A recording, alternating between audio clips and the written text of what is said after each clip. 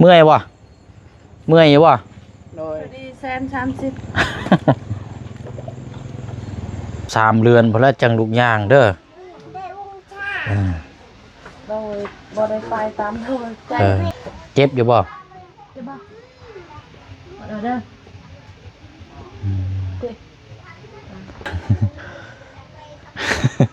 ยิ้มแน่เฮ้ย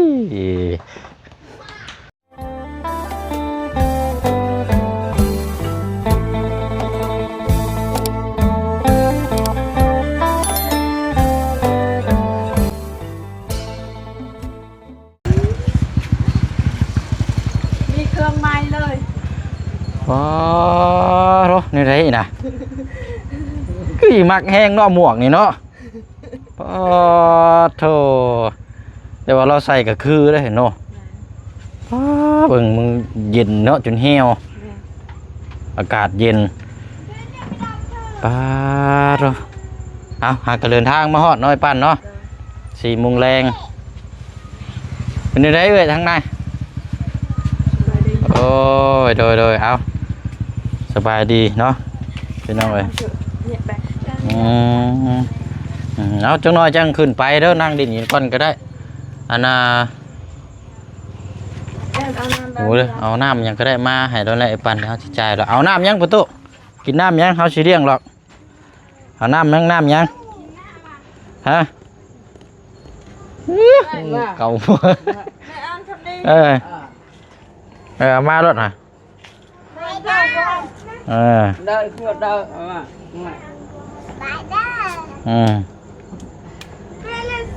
เอาพวกอันนั้นได้ใส่นุ่มบ่มีบ่อันนุ่มมาให้ทางอันนั้นอยู่ใช้กินไหมลองกินมึงอยู่ฮะกินรสบ่จะกินรสอันนั้นคำดีจ้างเอาไปให้เราอีกก็ได้คำดีมากน้ำมะพร้าวเอาตัวไม้เจ้าเอาตัวไม้ใช่นี่ให้ละเอาไหม ส่งเนาะคักดีนี่โอ้ยเนาะเอาสบายดีพี่น้องน้ำกันอีกลองพี่น้องเนาะเมื่อเช้านี่ก็น้องเขาพอดีเลยเหรอบุกไปเบิ่งกลางทุ่งไห่ทุ่งนาเปลี่ยนชมบรรยากาศน้ำกันแล้วก็ได้เห็นลายที่หลายทางหลายพี่น้องแล้วก็มาพูดมาคุยมาเบิ่งน้ำกันอีกบัดนี้เนาะน้องคำบีเมื่อเช้านี่บ่จันเข้ามาบ่มีไผอยู่มีแต่ทางอายะเด้อเรากันพ่อเป็นไม่ได้หัวอย่างเดียวหรอกแล้วเบาคันเขาอยู่เฮือนเจ้ามาเขาสิปบนี่บ่ฮู้ภาษาคันอยู่ก็ยิ้มแบบนี้ซื่อแล้วสิปบโอ้ยอย่าได้เห็นเนาะคือว่าเอาง่ายซะคันสิว่าก็อุกใจเรื่องภาษาเนาะแบบว่าบ่เข้าใจแบบว่าถ้าเห็นเฮาไปซินี่แบบอยาก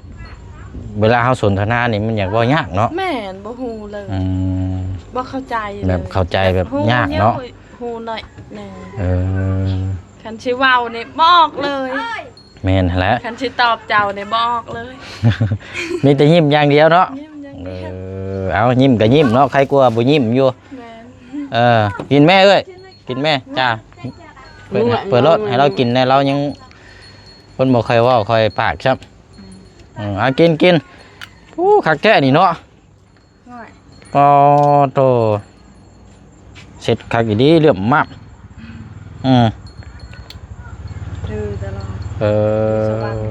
เนาะอันนี้ก็ถือลงไปคือกันบ่ตอนนั้นกันตอนลงอนาพาน้องคำดีไปพาทัดกาวลงไปบ่สิมากแห้งเนาะแต่บ่ได้เปิดแต่ว่าบ่ได้เปิดเนาะเจ็บไว้เป็นถือตัวนี้แน่นั่นแหละเนาะ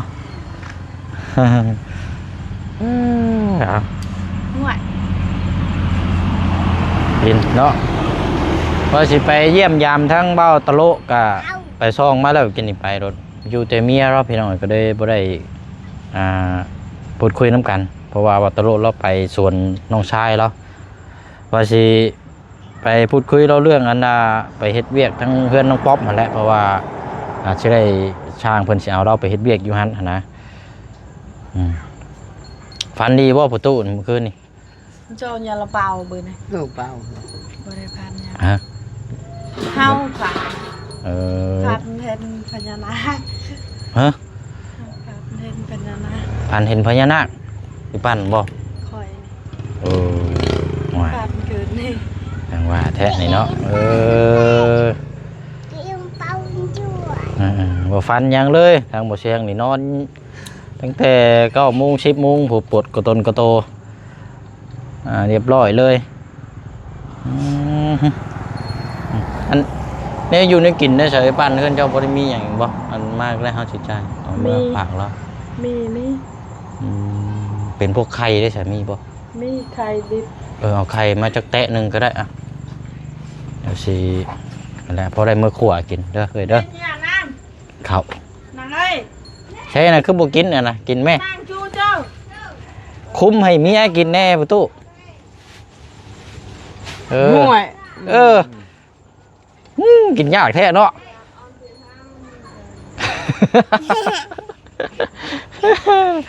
หน่อยอะไรยังหูกิน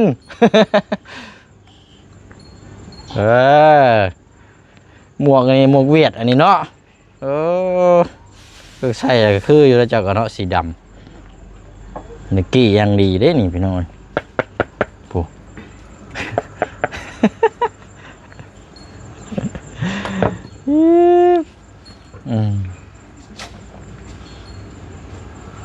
เป็นนิกกี้ยังดีเนาะหนาววะประตูหนาวหนาวจังมุงแล้วฮะเบิ่งอยู่ฮะใช่จังมุง4 โมงโอ้เยอะใช่เนาะใครกวนประตูอาริอายุพี่น้องเอ้ยประตู7 ปีหันมีแต่แขนเชื่อว่าได้บ่ได้เข้าไปเยี่ยมยามเราแต่หึงได้เนาะประตู7 ปีจะเป็นนี่ได้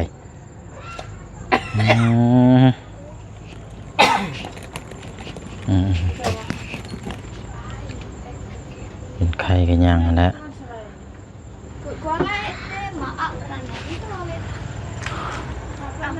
มันชื่อว่ากับแบบสนทนานี่ก็อยากเข้าใจยากแน่เนาะประตูเนาะใครอยู่ยังหูจักโรยอยู่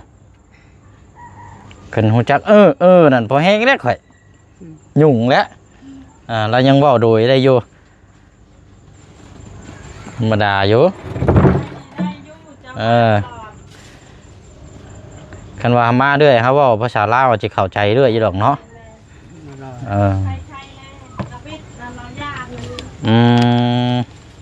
แต่คิดแต่แรกนะเข้ามาเห็นนันญาติบ่จ้ะเรายอมคอย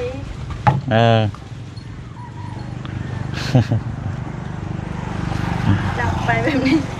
จับโจมมาแล้วได้ยี่ดอกบ่มีต่อห้องเด้แล้วเรียบร้อยเนาะไอ้ปันแม่นอันหน้ากว้างๆอันอยู่ทางนั้นน่ะแม่นของน้องสาวเจ้าเนาะโอ้เนาะดีได้มีให้หน้าตะกร้าเฮ็ดนั่นได้เข้าได้นี่แล้วเลือกกินเพราะว่าคนส่วนหลายที่มีเข้าพออยู่พอกินก็มีแต่ให้หน้ากันว่าเฮาหากะเฮ็ดปีนี้ดีสิดีใส่ข้าวซอยแล้วกันว่าแบบเกี่ยวกับมันให้นี่เข้ามันยังบ่ค่อยงามปานใด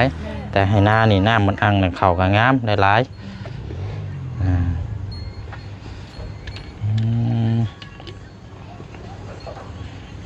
นะพี่น้องเวลายังเหลือหลายอยู่พี่น้องเนาะบางเทื่ออาจจะได้รอเบิ่งน้ำกันอีกคร่าวๆอีกก่อนเรื่องที่ดินที่ทางเนาะเดี๋ยวติดตามเบิ่งในช่องบ่เสียงเพิ่นแหละพี่น้องอันนี้ก็เฮาเปิดภาพมาในกันนี่แหละเพิ่นหากมาอันเจ้าไร่รถในปันเจ้าไร่น้ำในอะไรบ่ได้ก็ได้นมเปรี้ยวมีอยู่ป่ะนมเปรี้ยวบ่มีเนาะ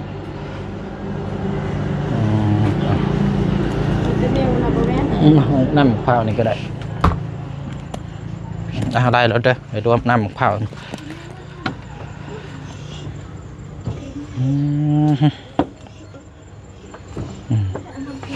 โจมมาประตูเด้อยันมันอันนี้โจมมาไปสิได้โจมเลยย่างมือเพื่อนเนาะว่ายันแตกเลยพี่น้องกินก่อนก็เสียบคอแทน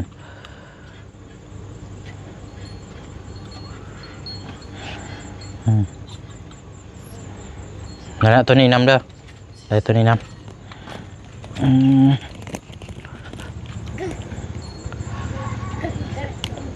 เมื่อยวะเมื่อยอยู่วะ โดย ดีแซน30เจ็บแอวแล้ววะ หืม หักกับมือนี่เจ็บแอวแล้ว เจ็บแอวบ่อีกอย่างกันเราแบบบ่เคยดำมาในดำหน้าเนาะจนหลายมีแต่เฮ็ดอยู่ภูอยู่ผาบ่ แม่ โดย ครั้งแรกแค่บ่จักอันนี้บ่ หักก็แต่เราเกิดมื้อนี้แหละเรา ก็คันบ่แม่นเคยคือเจ้าว่าพาเราไปหรือว่าเราจังนั้นก็แม่นบ่ฮู้ใช่ไหมเนาะให้หน้าตาข้าไว้เป็นแบบใด ทำได้ไหมปัจจุบันก็สุดนี่แหละเดี๋ยวเบิ่งเราเฮ็ดบ่คือเลยเก่ง ส่งนี่อามาจะใช่นี่บ่เท่แท้ เอื้อน ส่งไผซื้ออยู่ใช่นี่เนาะโอ้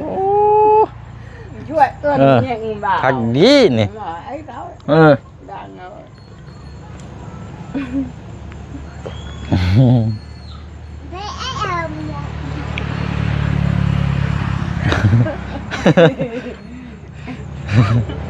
โอ้ดีดอเนาะ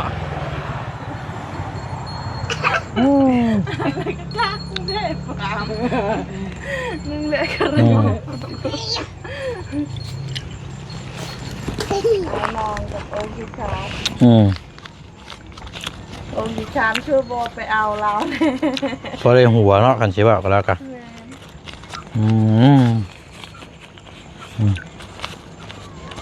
ไปไป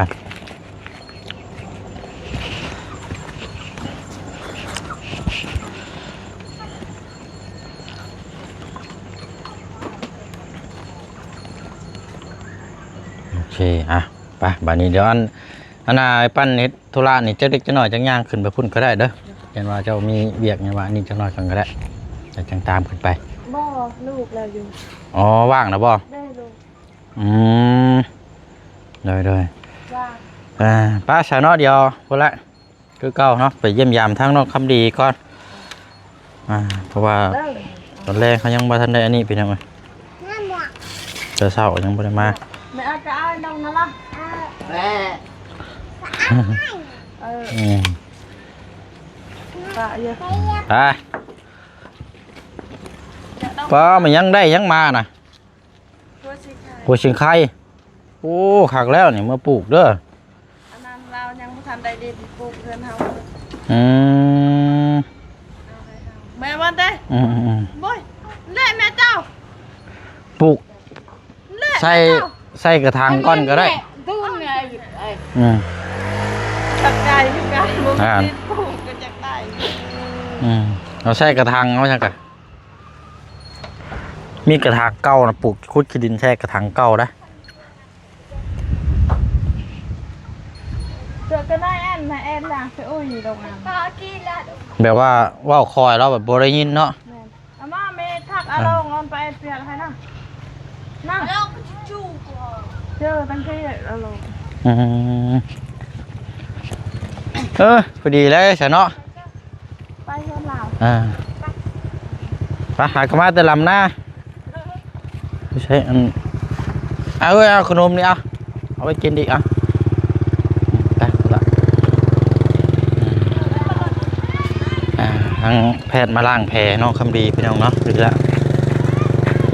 เยอะ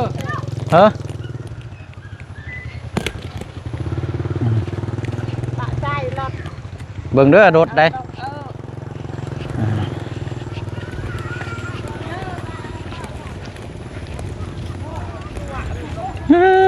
เนาะเอาเราเมื่อบ่หรือว่าเราขึ้นไปพุ่น เราขึ้นไปขุด เอาขึ้นไปทางอีกเส้นหนึงบ่ แมน ทางนั้นมันเขาเห็ดง่ายเลย โบนี่บ่ได้เลยนี่เนาะเบิ่งปีนขึ้นนี่ก็แห้งแล้วเปื่อนครับ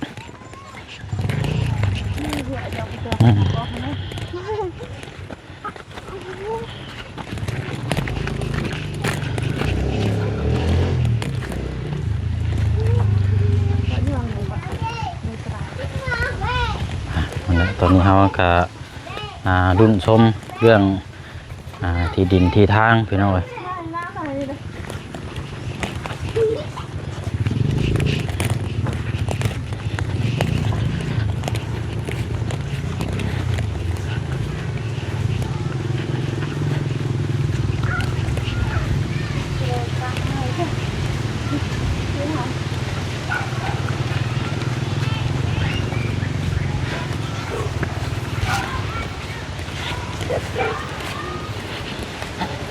โอ้คือลมแท้นี่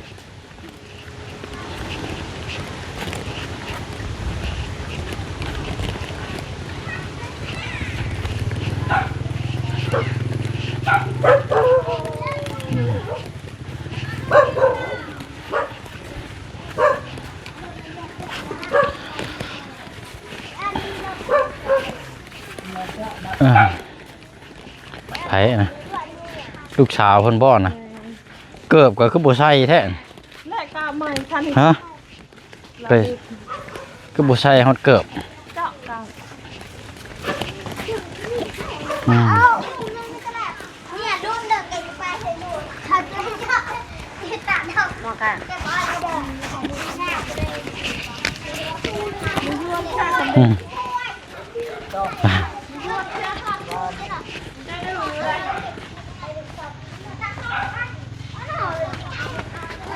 ใช่เป็นยังไง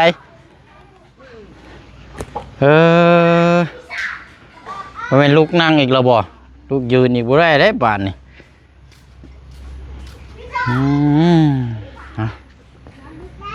เอาเอาสบายดีเนาะ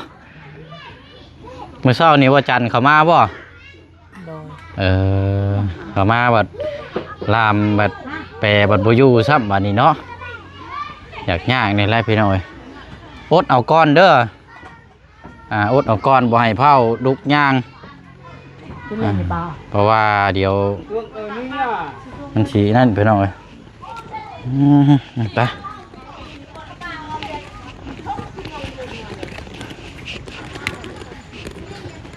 เดี๋ยวมอบมานาให้ทั้งแพทย์เฮาเพิ่นเข้าไปอันนั้นก่อนพี่น้องเดี๋ยวจังพูดคุยน้ำกันอีก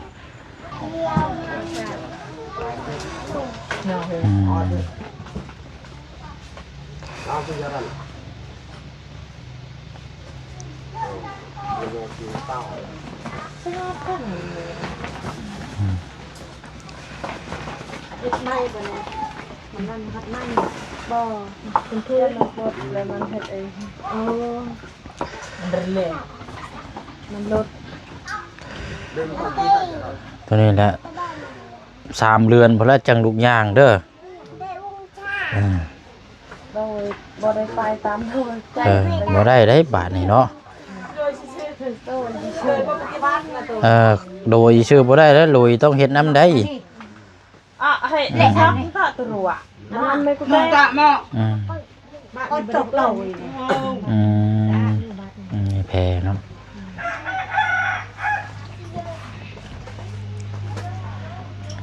เก่งไว้จนเป็นตกเนาะ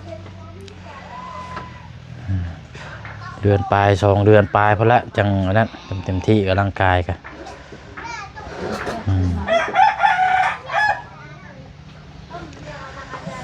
ฮอตทิศทั้งแม่แล้วบ่แต่มือปาดฮอตแล้วบ่เป็นคือกรรมกับพ่อทำดีและตอนเมื่อนั้นว่าเฮาไปสวรรค์จักมือว่ากันฮอตทิศแล้วคือตัดมือสิตัดอันใหม่ออกเนาะ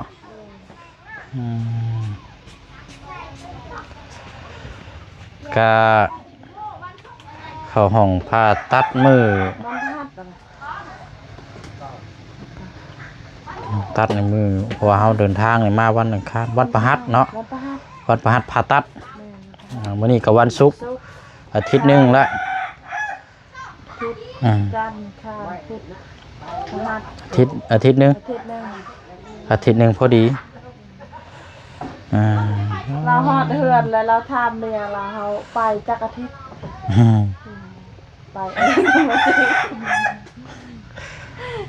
ไปเราไม่ได้ทำเราอยากมาทำคนนี้ถามเมียบ่แหงนักกว่าเราโสดดีๆเนาะ เฮากับใครแน่ แม่เท่าอันนั้นหาผู้อยู่บงส้นทางนั้นหาเราเจ็กผ่าตัดก่อนเบา3 โลไปบักใหญ่เลย อืม 3 โลไปตัวที่ปะใหญ่เนี่ยนี่เคยเห็นบาทนี่เคยอยากลาฟันยืดเคยเลยเนี่ยตั้งนึก เราเริ่มแห้งมันนั่นแล้วแผลนี่เนาะโอเคแล้วนี่บัดนี้สิประมาณล่างอีกจักเทื่อใช้ทางอันด้วยอ๋อแห้งก็มีแต่ดูแลเอาบัดนี้เนาะอืมก็มีแต่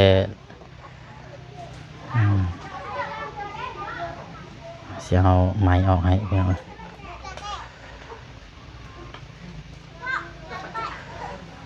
อาทิตย์หนึ่งพอดี บางตะกอนเลยจะไม่ได้ใช่ไหม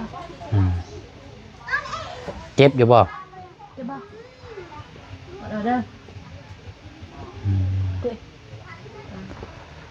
ได้ได้กินเลย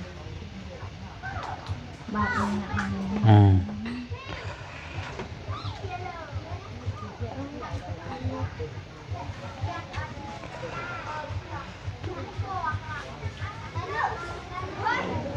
เป็นเสือใหม่เลยเนาะเธอปานผู้ว่าวบาน ยิ้มแน่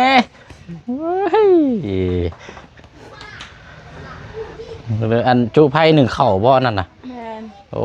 ชุมเลยเด้อหามเข่าบ่ชุกจำได้ฮะจูไพ่เขาแน่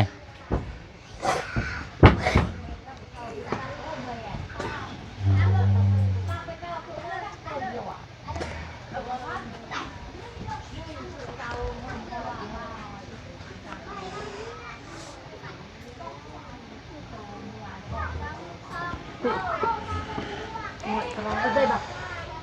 เจ็บบัก นี่เหนือมันเด้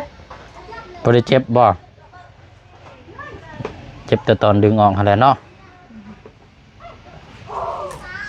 เจ็บคนเจ็บแล้ว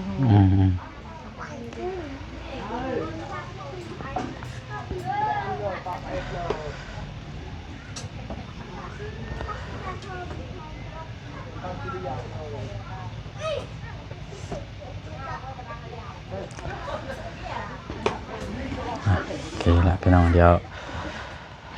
ทางแพทย์เพิ่นคอยล้างเนาะ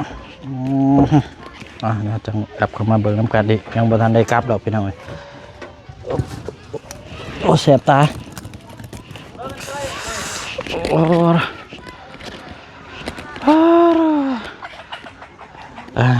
วันนี้เนาะตัดภาพมานี่ก็เดี๋ยวมอบหน้าที่ให้ทางแพทย์เฮาเพิ่นล้างแผลต่อเนาะแผลนี่ก็ถือว่าแห้งแล้วบัดนี้พี่น้องเอ้ยอาจจะบ่ได้ล้างในประจักษ์บัดนี้พี่น้องเนาะมีแต่ว่าเฮาดูแลเอาเองบัดนี้เพราะว่าแผลมันก็แห้งเลยมีแต่ดูแลแล้วก็รักษาเอาเดี๋ยวจังนี่แหละพี่น้องเดี๋ยวมาแจ้งพี่แจ้งน้องในคลิปหน้าเนาะพี่น้องในช่องของทางบ่เสียงเด้อพี่น้องเด้อเนาะเดี๋ยวเบิ่งน้ำกันเนาะพี่น้องเนาะก็นั่นแหละพี่น้องเนาะเดี๋ยวได้ลงได้จ่ายทางแพทย์เพิ่นมาล้างแผลให้กะเดี๋ยวมาแจ้งน้ำกันในคลิปหน้าเนาะพี่น้องเนาะไปเนาะลาพี่ลาน้องไปก่อนเนาะจังไดก็จังว่าน้ำกันอีกคลิปหน้าต่อไปพบเจอกันในคลิปหน้าบ๊ายบายเด้อพี่น้องเด้อเนาะน้ำกันบุตรสุขุทุกคนเนาะสบายดี